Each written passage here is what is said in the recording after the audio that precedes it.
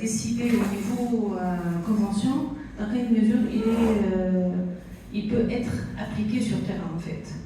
Parce que là je suis la directrice générale de l'unité de gestion par objectif pour la réalisation du programme intégré pour la dépollution de la région du lac de Bizerte, qui n'est autre disons une petite représentation de ce qui se passe en Méditerranée en fait. Parce que là, dans la présentation, en fait, on va parler un peu de la Convention de Barcelone, la raison pour laquelle cette convention a eu lieu. Donc, vous pouvez voir que la Méditerranée subit beaucoup de pression. Est-ce que vous pouvez... Donc, d'abord, la population compte à peu près 520 millions une population quand même importante. Aussi, il y a beaucoup de pression anthropique qui fait qu'on a plus que 80% de pollution qui vient de la terre. 30% aussi du trafic mondial a lieu au niveau de la Méditerranée. Et plus que 20%, donc la Méditerranée, c'est le réchauffement le plus rapide du monde. Donc c'est une zone vraiment de hotspot en termes de réchauffement climatique. Également, 7% des microplastiques mondiaux existent au niveau de la Méditerranée, qui ne représentent que 1% de l'ensemble des mers à l'international. Alors, tenant compte de toutes ces pressions, toutes ces problématiques auxquelles sont exposées la Méditerranée, donc un traité international a pu avoir lieu, mais avant le traité, le plan d'action pour la Méditerranée a été créé en 1975. Ensuite, en 1976, la Convention de Barcelone, qui est un cadre juridique contraignant pour la protection de la mer, a eu lieu en 1976. Plusieurs révisions, donc la Convention de Barcelone a connu une certaine évolution. Donc en 1995, il y a eu la révision de la Convention pour intégrer le développement durable post-Rio. Elle devient... on peut passer s'il vous plaît. Et à la suite. Voilà. Et donc... voilà, donc de nouveau aussi protocoles ont eu lieu. Donc j'ai oublié de citer qu'avec la Convention de Barcelone, il y a des protocoles aussi qui ont eu lieu. Il s'agit de 3 protocoles. Ensuite, avec l'évolution de la Convention en 1995, de nouveaux protocoles ont aussi eu lieu, à savoir le protocole offshore et le protocole des déchets dangereux. En 1995 aussi, c'est une modernisation du protocole des aires protégées. Donc, et on a vu la naissance des ASPIM, en fait, c'est les aires spécialement protégées d'intérêt méditerranéen, d'importance plutôt méditerranéenne. Donc, autre innovation majeure, c'est la décentralisation de l'expertise, en fait, avec le dispositif juridique, convention, protocole. Nous avons des centres d'activités régionaux dans différents domaines. Dans le domaine de la pollution, le domaine de la biodiversité, différents domaines. Donc on compte 6 centres régionaux. Donc la modernisation continue. Donc le slide suivant s'il vous plaît. La modernisation continue à partir de 2005. Donc une nouvelle révolution conceptuelle va avoir lieu à travers l'adoption de l'approche écosystémique. Et je vais vous expliquer ce que veut dire approche écosystémique. Voilà, donc nous voici dans la période la plus récente, 2005 à 2025, et c'est l'ère de l'approche écosystémique et des nouveaux défis globaux. Donc en 2008, un tournant majeur se produit avec l'adoption de l'approche écosystémique qu'on appelle l'ECAP. Peut-être souvent ECAP. On va l'entendre souvent, ECAP ou IMAP aussi. On va l'expliquer. Et qu'est-ce que cela signifie concrètement? En fait, l'idée, c'est de reconnaître que tout est interconnecté. On ne peut pas protéger la mer sans gérer les activités humaines sur Terre et le long des côtes. C'est une vision holistique. L'écosystème méditerranéen forme un tout. L'objectif affiché, c'est d'atteindre un bon état écologique de la Méditerranée. Pour y parvenir, 11 objectifs écologiques sont définis et un programme de surveillance baptisé IMAP est mis en place pour mesurer les progrès. Toujours en 2008, un autre protocole innovant est adopté, et c'est le protocole GISC, c'est la gestion intégrée des zones côtières. C'est un instrument juridique unique, pionnier, de l'approche intégrée terre-mer. Il reconnaît que le littoral est une interface fragile qui nécessite une gestion coordonnée. Et c'est le plus difficile en fait, parce que l'expérience de terrain dont je vous ai parlé, elle le témoigne bien. Donc coordonner entre tout ce qui est activité terrestre, tenant compte de la fragilité des écosystèmes, ça c'est vraiment un grand défi. Entre 2015 et 2025, deux défis émergents comme priorité absolue, le climat et le plastique. Un plan régional est adopté pour réduire de 20% les déchets marins et l'adaptation au changement climatique devient un axe majeur. Rappelez-vous, donc on a dit que 20%, donc la mer Méditerranée se réchauffe 20% plus vite que les autres mers. Alors, parlons maintenant de franchement, des obstacles. Là, on a parlé de ce qu'on avait réalisé au niveau de la Convention de Barcelone, qui date de déjà 50 ans, mais il y a des obstacles structurels et émergents qui ont jalonné les 50 ans d'existence de la Convention de Barcelone. Commençons par la pollution incessante, en fait, notamment celle d'origine tellurique qui reste quand même massive. Ensuite, l'urgence climatique. Nous l'avons dit, la Méditerranée réchauffe 20% plus rapidement que la moyenne mondiale. Les conséquences sont déjà visibles. On note une élévation du niveau de la mer qui menace les zones côtières, une acidification des eaux, l'arrivée aussi d'espèces invasives, des événements météorologiques extrêmes de plus en plus fréquents. Un autre défi majeur aussi auquel est exposée la région de la Méditerranée, c'est aussi les disparités de mise en œuvre en fait entre les pays pour des capacités différentes entre la rive nord et la rive sud. Et notamment en termes de capacités techniques et financières. Il y a aussi les pressions socio-économiques. La Méditerranée est l'une des régions les plus peuplées et urbanisées au monde. Et finalement, donc l'insuffisance.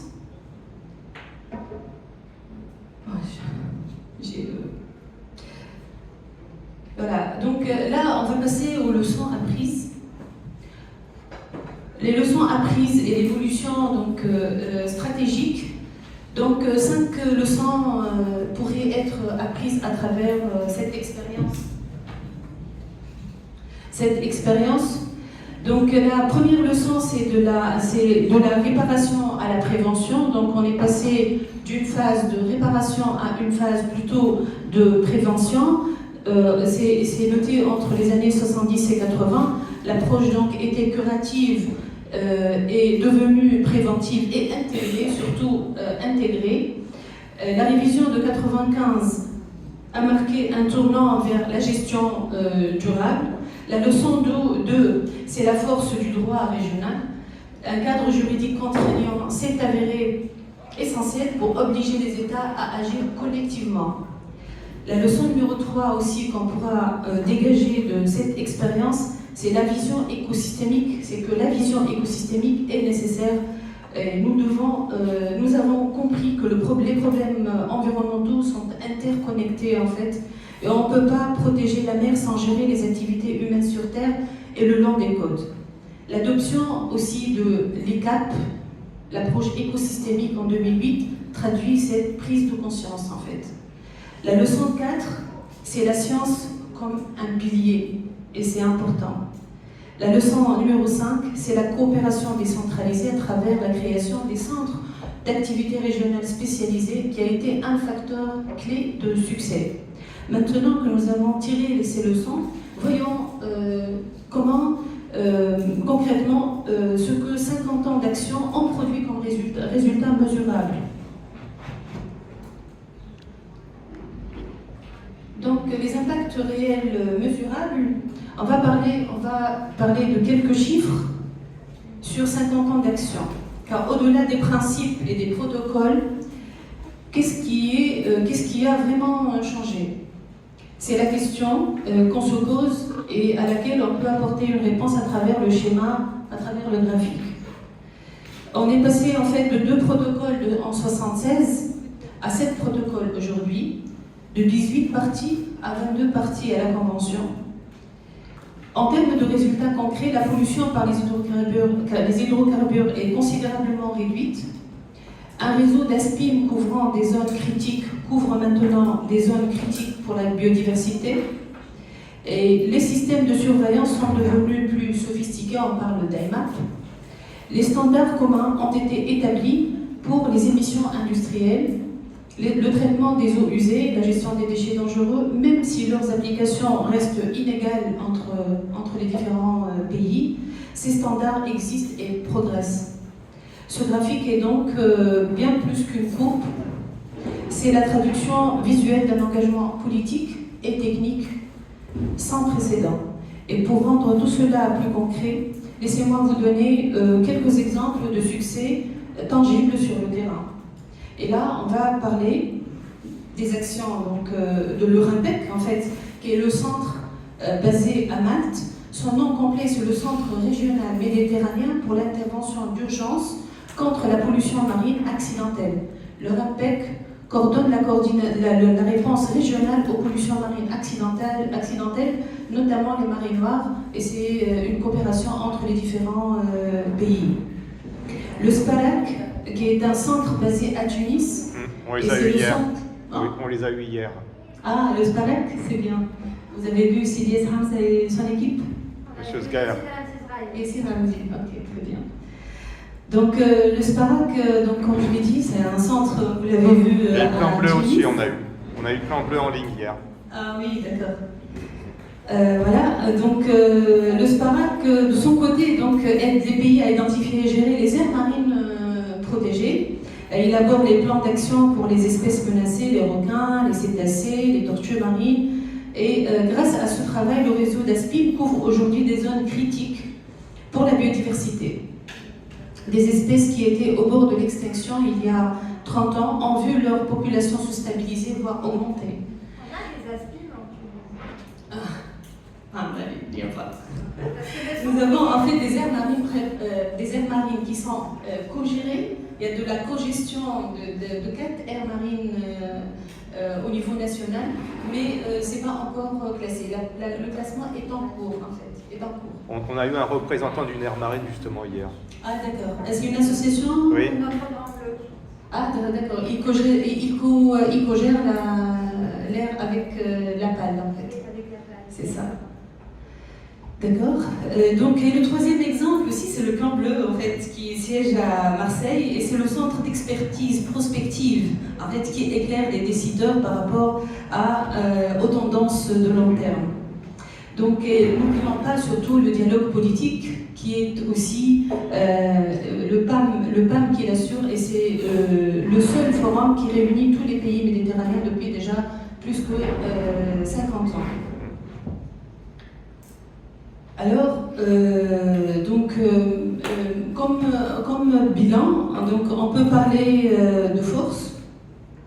Donc la première force, c'est le cadre juridique lui-même, et c'est un cadre juridique contraignant unique au monde, comme l'a dit Mohamed Ali. Donc c'est une mère exemplaire, même en termes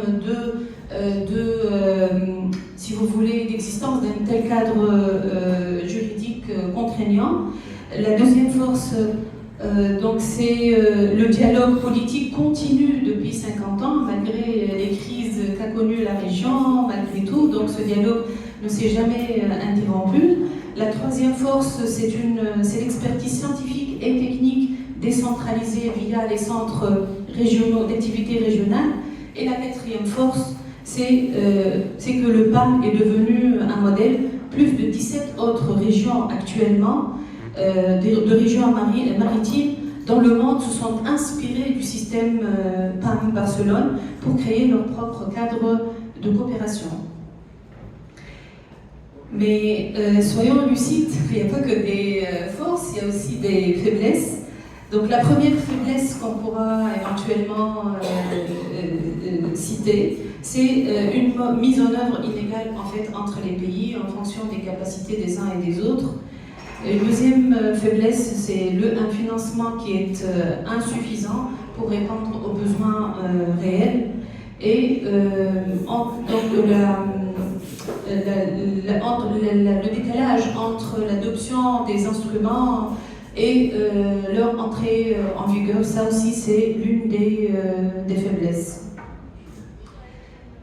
Je vais parler maintenant de la 24e réunion de la conférence, de la 24e conférence des parties de la Convention de Barcelone qui a eu lieu au Caire tout récemment, donc je pense que c'est la semaine dernière. Donc c'était du 2 au 5 décembre au Caire. Donc nos confrères égyptiens, vraiment, ils ont excellé dans l'organisation de la conférence. Ils étaient, comme d'habitude, accueillants, généreux.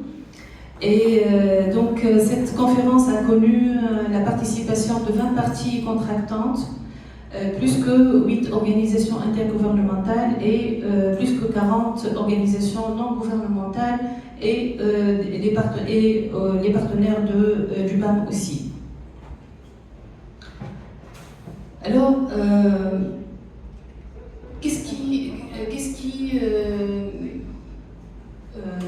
c'est quoi la spécificité de cette COP? En fait, cette COP a lieu pendant qu'on est en train de célébrer d'abord le 50e anniversaire de la Convention de Barcelone et le 30e anniversaire de la transition, si vous voulez, de la Convention de Barcelone. Donc, donc c'était aussi une occasion pour présenter la nouvelle stratégie intégrant le pacte européen pour l'océan, la conférence des Nations Unies sur l'océan, dont a parlé Mohamed Ali tout à l'heure, et le cadre mondial de la biodiversité. Donc l'examen à mi-parcours en 2030,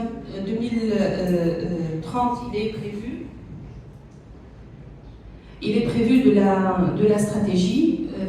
Donc il s'agit de la stratégie méditerranéenne de développement durable. 4 objectifs sont visés à travers cette stratégie. D'abord, accélérer la transition vers des économies durables, vertes, bleues et circulaires. Renforcer la résilience climatique. Développer la finance durable. Vous avez parlé tout à l'heure du financement. C'est le plus grand challenge pour pouvoir achever nos résultats.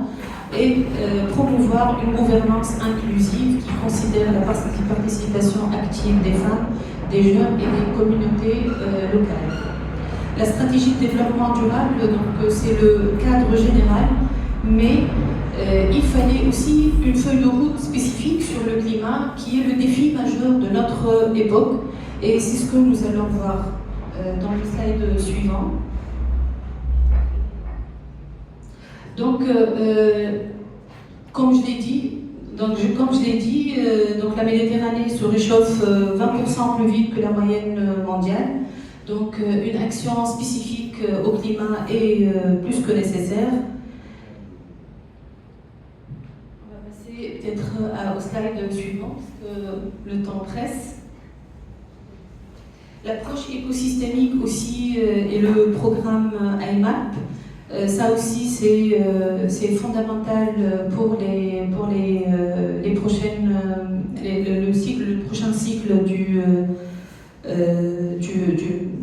de la Convention de Barcelone.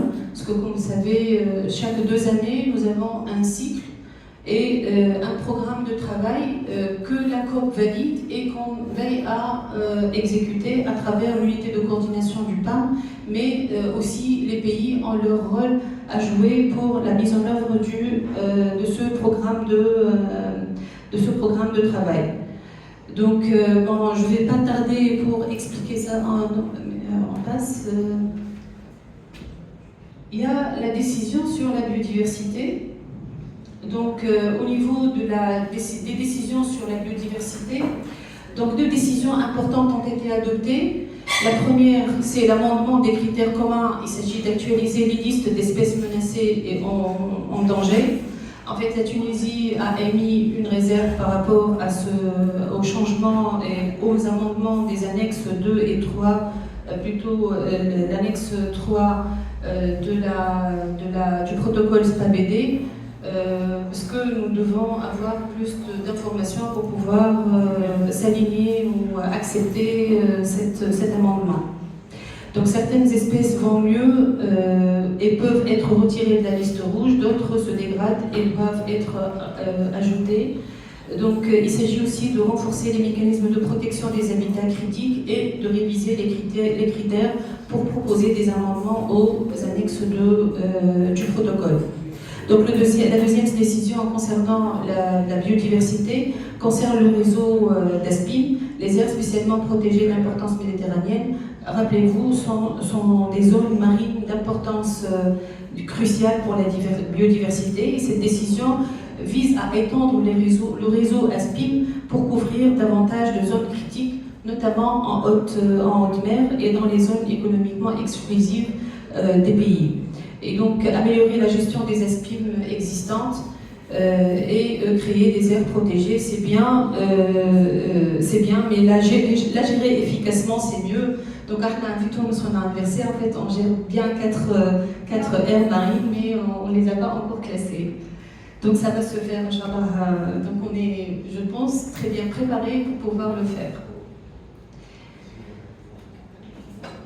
La pollution marine aussi a eu sa part au niveau des décisions, à savoir la pollution par les navires, la pollution tellurique et les déchets marins plastiques. Également, je suis en train d'accélérer pour respecter le délai. Voilà, la gouvernance et le financement, comme je l'ai dit, il y a un programme de travail qui est présenté à la COP et qui est soumis à l'approbation de la COP et qui dicte les travaux qui doivent être coordonnés par l'unité de coordination du PAM et bien sûr, comme je l'ai dit, c'est décliné au niveau des plans d'action des pays. Donc, peut-être pour conclure, les innovations majeures au niveau de la COP, c'est la création d'un nouveau centre d'activité régional sur le changement climatique et qui va siéger en Turquie. Et c'est le premier centre dédié exclusivement au climat. Et donc, comme je l'ai dit, il va héberger en Turquie. Et les défis, bien sûr, comme je l'ai dit, changement climatique, plastique, ça c'est vraiment les... On va en parler juste après, le plastique. On a les intervenants de la CNUSET qui vont parler du plastique. Ah, très bien. Et le financement, on va avoir les gens de Babat juste après. Qui vont faire un point avec tous les acteurs. Vraiment, c'est en ligne avec les priorités fixées par la COP pour le prochain biennium. Vous êtes au bon endroit. Oui. Merci pour votre attention. Voilà. Donc, juste à travers ce que j'ai vu au niveau c'est la première COP à laquelle j'assiste, et j'avais assisté avant à des COP, surtout des négociations de traités juridiquement contraignants pour tout ce qui est le mercure en fait. J'ai suivi les négociations, et bon, l'enjeu est différent et même la négociation elle est différente parce que quand on est dans un contexte mondial, c'est différent d'un contexte en fait régional. Donc l'enjeu, les défis, les intérêts sont différents et même pour s'associer à d'autres pays, donc on est vraiment, même la représentation par rapport à d'autres groupes de pays, de travail, de coordination à faire entre nous en tant que pays africains du nord, du sud de la Méditerranée, à savoir la Tunisie, l'Égypte, le Maroc et la Libye. Donc nous devons se concerter convenablement pour pouvoir défendre les intérêts de nos pays que nous représentons. Et merci.